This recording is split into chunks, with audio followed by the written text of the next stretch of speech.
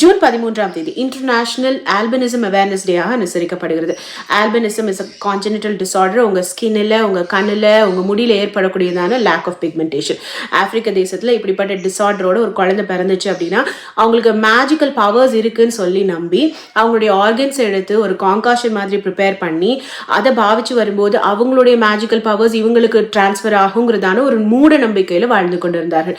டான்சானியால மாத்திரம் பார்த்தீங்கன்னா 2015 வரைக்கும் கிட்டத்தட்ட 70 பேர் இப்படி மரித்து போயிருக்கிறாங்க. இந்த கான்ஜெனிட்டல் டிசார்டரோட பிறக்கக்கூடிய பிள்ளைகள் பார்த்தீங்கன்னா பலர் துன்புறுத்தப்பட்டிருக்கிறாங்க. இன்னைக்கு நாமும் கூட பல்வேறு தரப்பட்ட மக்களை தினம் பார்த்து கொண்டே வரோம் இல்லையா?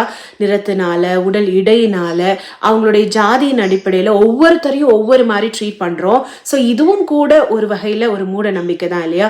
சக மனிதனாக பார்க்க வேண்டிய குணமானது ஒவ்வொரு மனிதனுக்கும் தேவைங்க.